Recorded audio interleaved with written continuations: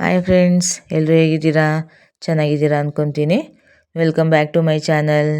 Friends, ಇವತ್ತು ಈ ವಿಡಿಯೋದಲ್ಲಿ ಸಿಂಪಲ್ಲಾಗಿ ಕ್ರಿಸ್ಪಿಯಾಗಿ ಕರ್ಜಿಕಾಯಿನ ಮಾಡೋದು ಹೇಗೆ ಅಂತ ತೋರಿಸ್ಕೊಡ್ತೀನಿ. ಹಾಗೆ ಅದಕ್ಕೂ ಮುಂಚೆ ಯಾರೆಲ್ಲ ಇನ್ನೂ ನನ್ನ ಚಾನಲ್ನ ಸಬ್ಸ್ಕ್ರೈಬ್ ಮಾಡ್ಕೊಂಡಿಲ್ಲ, ದಯವಿಟ್ಟು ಚಾನಲ್ನ ಸಬ್ಸ್ಕ್ರೈಬ್ ಮಾಡ್ಕೊಳ್ಳಿ, ಸಪೋರ್ಟ್ ಮಾಡಿ ಫ್ರೆಂಡ್ಸ್. ಓಕೆ, ಇನ್ಯಾಕೆ ತಡ, ವಿಡಿಯೋ ಸ್ಟಾರ್ಟ್ ಮಾಡೋಣ ಬನ್ನಿ ಫ್ರೆಂಡ್ಸ್. ಮೊದಲಿಗೆ ನಮಗೆ ಎಷ್ಟು ಬೇಕೋ ಅಷ್ಟು ಮೈದಾ ಹಿಟ್ಟನ್ನ ಕಲಿಸ್ಕೋಬೇಕಾಗುತ್ತೆ. ಹಾಗೆ ಸ್ವಲ್ಪ ಉಪ್ಪನ್ನು ಕೂಡ ಹಾಕಿ ಕಲಿಸ್ಕೋಬೇಕಾಗುತ್ತೆ. ಮಧ್ಯದಲ್ಲಿ ಎಣ್ಣೆನೂ ಕೂಡ ಹಾಕ್ಕೊಂಡು ಹಿಟ್ಟನ್ನು ಒಂದು ಚಪಾತಿ ಅದಕ್ಕೆ ಕಲಿಸ್ಕೋಬೇಕಾಗತ್ತೆ. ಸ್ಮೂತಾಗಿ ಕಲಿಸ್ಕೋಬೇಕು.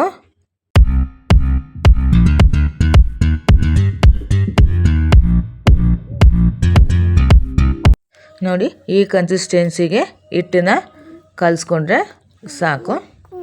ಹಾಗೆ 15-20 ನಿಮಿಷ ರೆಸ್ಟಲ್ಲಿ ಇಡಬೇಕಾಗುತ್ತೆ. ಈಗ ಕರ್ಜಿಕಾಯಿಗೆ ಏನೆಲ್ಲ ಬೇಕು ಅನ್ನೋದನ್ನು ನೋಡೋಣ ಬನ್ನಿ. ಮೊದಲಿಗೆ ಕಡಲೆ ಬೀಜನ ಚೆನ್ನಾಗಿ ಫ್ರೈ ಮಾಡ್ಕೋಬೇಕು. ಸಿಪ್ಪೆಲ್ಲ ಬಿಟ್ಕೊಳ್ಳೋವರೆಗೂ ಫ್ರೈ ಮಾಡ್ಕೋಬೇಕು. ಕಡಲೆ ಬೀಜ ಚೆನ್ನಾಗಿ ಫ್ರೈ ಆದಷ್ಟು ಟೇಸ್ಟ್ ಜಾಸ್ತಿ. ಕಡಲೆ ಬೀಜ ತಣ್ಣಗಾದಮೇಲೆ ಸಿಪ್ಪೆನೆಲ್ಲ ತೆಗಿಬೇಕಾಗುತ್ತೆ. ಮತ್ತು ನಾನಿಲ್ಲಿ ಬಿಳಿ ಎಳ್ಳನ್ನು ತೊಗೊಂಡಿದ್ದೀನಿ. ಇದನ್ನು ಕೂಡ ಚೆನ್ನಾಗಿ ಫ್ರೈ ಮಾಡ್ಕೋಬೇಕು. ಕೆಂಪು ಬಣ್ಣಕ್ಕೆ ಬರೋವರೆಗೂ ಚೆನ್ನಾಗಿ ಫ್ರೈ ಮಾಡ್ಕೊತಾ ಇರಬೇಕು. ಎಳ್ಳು ಹಾಕೋದ್ರಿಂದನೂ ಕೂಡ ಎಕ್ಸ್ಟ್ರಾ ಟೇಸ್ಟ್ ಕೊಡುತ್ತೆ ಕರ್ಜಿಕಾಯಿಗೆ. ಹಾಗಾಗಿ ನಾನು ಬಿಳಿ ಎಳ್ಳನ್ನು ಕೂಡ ಹಾಕೋತಾ ಇದ್ದೀನಿ. ಹಾಗೆ ಕೊಬ್ಬರಿ ತುರಿನ ತೊಗೊಂಡಿದ್ದೀನಿ. 1.5 ಅಷ್ಟು ಕೊಬ್ಬರಿನ ತುರ್ಕೊಂಡು ಇಟ್ಕೊಂಡಿದ್ದೀನಿ. ಆಮೇಲೆ ಕಡಲೆನ ಮಿಕ್ಸಿನಲ್ಲಿ ಹಾಕಿ ತರಿ ಗ್ರೈಂಡ್ ಮಾಡ್ಕೊಂಡಿದ್ದೀನಿ. ತುಂಬ ಸಣ್ಣದಾಗಿ ಪೌಡ್ರ್ ಮಾಡ್ಕೋಬಾರ್ದು, ತರಿಯಾಗಿ ಪೌಡ್ರ್ ಮಾಡಿದ್ದೀನಿ. ಇದಕ್ಕೇ ಏಲಕ್ಕಿನೂ ಹಾಕಿ ಗ್ರೈಂಡ್ ಮಾಡ್ಕೊಂಡಿದ್ದೀನಿ. ಏಲಕ್ಕಿ ಒಳ್ಳೆ ಫ್ಲೇವರ್ ಕೊಡುತ್ತೆ ಕರ್ಜಿಕಾಯಿಗೆ. ಹಾಗೆ ಕಡಲೆ ಬೀಜ ಹುರ್ಕೊಂಡು ಸಿಪ್ಪೆನೆಲ್ಲ ತೆಗೆದು ಅದನ್ನು ಕೂಡ ತರಿಯಾಗಿ ಗ್ರೈಂಡ್ ಮಾಡಿ ತೊಗೊಂಡಿದ್ದೀನಿ.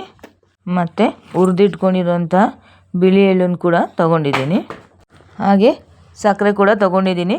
ಸಕ್ಕರೆನ ನಾವು ನಮಗೆ ಸ್ವೀಟ್ ಎಷ್ಟು ಬೇಕೋ ಅಷ್ಟು ನೋಡಿ ಹಾಕ್ಕೋಬೋದು. ಈಗ ಕರ್ಜಿಕಾಯಿನ ಹೇಗೆ ಮಾಡ್ಕೊಳ್ಳೋದು ಅಂತ ನೋಡೋಣ ಬನ್ನಿ ಫ್ರೆಂಡ್ಸ್. ಕರ್ಜಿಕಾಯಿ ಮಾಡೋದಕ್ಕೆ ಮೊದಲು ಪೌಡ್ರ್ ರೆಡಿ ಮಾಡ್ಕೊಂಬಿಡ್ಬೇಕು. ಸೊ ನಾನಿಲ್ಲಿ ಮೊದಲಿಗೆ ಕಡಲೆ ಹಿಟ್ಟನ್ನ ಹಾಕ್ಕೊತಾ ಇದ್ದೀನಿ. ಹಾಗೆ ತರಿಯಾಗಿ ಗ್ರೈಂಡ್ ಮಾಡ್ಕೊಂಡಿರೋಂಥ ಕಡಲೆ ಬೀಜನೂ ಹಾಕ್ಕೋತಾ ಇದ್ದೀನಿ. ಹುರಿದಿಟ್ಕೊಂಡಿರೋಂಥ ಬಿಳಿ ಎಳ್ಳನ್ನು ಕೂಡ ಹಾಕ್ಕೋತಾ ಇದ್ದೀನಿ. ಇವೆಲ್ಲವನ್ನು ಕೂಡ ಒಂದು ಸಲ ಚೆನ್ನಾಗಿ ಮಿಕ್ಸ್ ಮಾಡ್ಕೋಬೇಕು. ಆಮೇಲೆ ಇದಕ್ಕೆ ತುರಿದಿಟ್ಕೊಂಡಿರೋಂಥ ಕೊಬ್ಬರಿ ತುರಿನ ಹಾಕ್ಕೊಂಡು ಚೆನ್ನಾಗಿ ಮತ್ತೊಂದು ಸಲ ಮಿಕ್ಸ್ ಮಾಡ್ಕೋಬೇಕಾಗುತ್ತೆ. ಈಗ ಸಕ್ಕರೆನ ನಮಗೆ ಎಷ್ಟು ಸ್ವೀಟ್ ಬೇಕೋ ಅಷ್ಟನ್ನು ನೋಡಿಕೊಂಡು ಆ್ಯಡ್ ಮಾಡಿಕೊಂಡು ಒಂದು ಸಲ ಚೆನ್ನಾಗಿ ಕೈಯಲ್ಲಿನೇ ಮಿಕ್ಸ್ ಮಾಡ್ಕೋಬೇಕಾಗುತ್ತೆ. ನೋಡಿ, ಫೈನಲಿ ಕರ್ಜಿಕಾಯಿಗೆ ಪೌಡರು ರೆಡಿ ಆಯಿತು. ಈಗ ಕರ್ಜಿಕಾಯಿಗೆ ಹಿಟ್ಟನ್ನು ರೆಡಿ ಮಾಡ್ಕೋಬೇಕೀಗ. ಹೇಗೆ ಅಂತ ನೋಡೋಣ ಬನ್ನಿ ಫ್ರೆಂಡ್ಸ್. ನಾವು ಮೊದಲಿಗೆ ಮೈದಾ ಹಿಟ್ಟನ್ನು ಕಲಸಿಟ್ಟಿದ್ವಿ ಅಲ್ವಾ, ಅದನ್ನು ಸಣ್ಣ ಉಂಡೆಗಳಾಗಿ ಮಾಡಿಕೊಂಡು ಚಪಾತಿ ರೀತಿ ಲಟ್ಟಿಸ್ಕೋಬೇಕಾಗುತ್ತೆ. ತುಂಬ ದೊಡ್ಡದಾಗೇನಲ್ಲ, ಒಂದು ಮೀಡಿಯಮ್ ಸೈಜಲ್ಲಿ ತೆಳ್ಳಗೆ ಲಟ್ಟಿಸ್ಕೊಂಡು ಕರ್ಜಿಕಾಯಿ ಮೇಕರ್ ಇರುತ್ತಲ್ವ, ಕರ್ಜಿಕಾಯಿ ಮಾಡೋವಂಥ ಅಚ್ಚು, ಅದಕ್ಕೆ ಈ ರೀತಿ ಹಾಕ್ಕೊಂಡು ಕರ್ಜಿಕಾಯಿಗೆ ಪೌಡ್ರ್ ರೆಡಿ ಮಾಡಿ ಇಟ್ಕೊಂಡಿರ್ತೀವಲ್ವ, ಅದನ್ನು ಈ ರೀತಿ ಫಿಲ್ ಮಾಡ್ಕೋಬೇಕು. ಹಾಗೆ ಸೈಡಿಗೆ ಈ ರೀತಿ ನೀರನ್ನು ಸವರಬೇಕಾಗುತ್ತೆ. ಯಾಕೆ ಅಂದರೆ ಕರ್ಜಿಕಾಯಿ ಎಣ್ಣೆ ಒಳಗಡೆ ಹಾಕಿದ ತಕ್ಷಣ ಓಪನ್ ಆಗಬಾರ್ದು ಅಂತ ಈ ರೀತಿ ನೀರು ಹಚ್ಚಿಬಿಟ್ಟು ಪ್ರೆಸ್ ಮಾಡಿಬಿಟ್ರೆ ಗಟ್ಟಿಯಾಗಿ ಅಂಟ್ಕೊಳ್ಳುತ್ತೆ, ಓಪನ್ ಆಗೋದಿಲ್ಲ. ಈ ರೀತಿ ಪ್ರೆಸ್ ಮಾಡಿ ಓಪನ್ ಮಾಡಿದ್ರೆ ಕರ್ಜಿಕಾಯಿ ಈ ರೀತಿ ಶೇಪಲ್ಲಿ ಬರುತ್ತೆ. ಈಗ ಸೈಡನ್ನು ಕೈನಲ್ಲೇ ಫೋಲ್ಡ್ ಮಾಡಬೇಕು. ಶೇಪು ಚೆನ್ನಾಗಿ ಕೂತ್ಕೊಳ್ಳುತ್ತೆ, ಎಣ್ಣೆಯಲ್ಲಿ ಕರ್ಜಿಕಾಯಿ ಓಪನ್ ಆಗೋದಿಲ್ಲ. ನೋಡಿ, ಹೀಗೆ ರೆಡಿ ಆಯಿತು ಕರ್ಜಿಕಾಯಿ. ಇದೇ ರೀತಿ ನಮಗೆ ಎಷ್ಟು ಬೇಕೋ ಅಷ್ಟನ್ನು ಕರ್ಜಿಕಾಯಿಗಳನ್ನ ರೆಡಿ ಮಾಡಿಕೊಂಡು ಒಂದೇ ಸಲ ಎಣ್ಣೆಯಲ್ಲಿ ಕರಿಬೋದು. ಈಗ ನಾನೆಲ್ಲ ರೆಡಿ ಮಾಡ್ಕೊಂಡಿದ್ದೀನಿ. ಈಗ ಎಣ್ಣೆಯಲ್ಲಿ ಹಾಕೋದು ಹೇಗೆ ಅಂತ ತೋರಿಸ್ತೀನಿ. ಒಂದು ಬಾಣಲೆಗೆ ಎಣ್ಣೆನ ಹಾಕಿ ಚೆನ್ನಾಗಿ ಎಣ್ಣೆನ ಕಾಯಿಸ್ಕೋಬೇಕು. ರೆಡಿ ಮಾಡಿ ಇಟ್ಕೊಂಡಿರೋಂಥ ಕರ್ಜಿಕಾಯಿನ ಒಂದೊಂದಾಗಿಯೇ ನಿಧಾನವಾಗಿ ಎಣ್ಣೆಯಲ್ಲಿ ಹಾಕ್ತಾ ಬೇಯಿಸ್ಕೋಬೇಕಾಗುತ್ತೆ.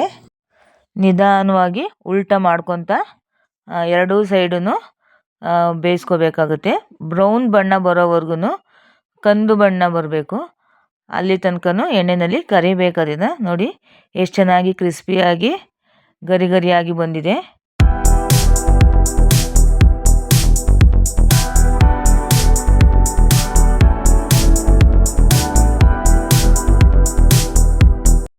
ನೋಡಿದ್ರಲ್ಲ ಫ್ರೆಂಡ್ಸ್, ತುಂಬ ಸಿಂಪಲಾಗಿ ಕ್ರಿಸ್ಪಿಯಾಗಿ ಕರ್ಜಿಕಾಯಿನ ಮಾಡ್ಕೊಳ್ಳೋದು ಹೇಗೆ ಅಂತ. ಸೊ ಇವತ್ತಿನ ವಿಡಿಯೋ ಇಷ್ಟ ಫ್ರೆಂಡ್ಸ್. ಯಾರಿಗೆಲ್ಲ ಈ ವಿಡಿಯೋ ಇಷ್ಟ ಆಯಿತು ಲೈಕ್ ಮಾಡಿ, ಕಮೆಂಟ್ ಮಾಡಿ. ಹಾಗೆ ಇನ್ನು ಯಾರೆಲ್ಲ ನನ್ನ ಚಾನಲ್ನ ಸಬ್ಸ್ಕ್ರೈಬ್ ಮಾಡ್ಕೊಂಡಿಲ್ಲ ದಯವಿಟ್ಟು ಚಾನಲ್ನ ಸಬ್ಸ್ಕ್ರೈಬ್ ಮಾಡ್ಕೊಳ್ಳಿ, ಸಪೋರ್ಟ್ ಮಾಡಿ. ಮುಂದಿನ ವಿಡಿಯೋದಲ್ಲಿ ಸಿಗ್ತೀನಿ ಫ್ರೆಂಡ್ಸ್. Thank you all.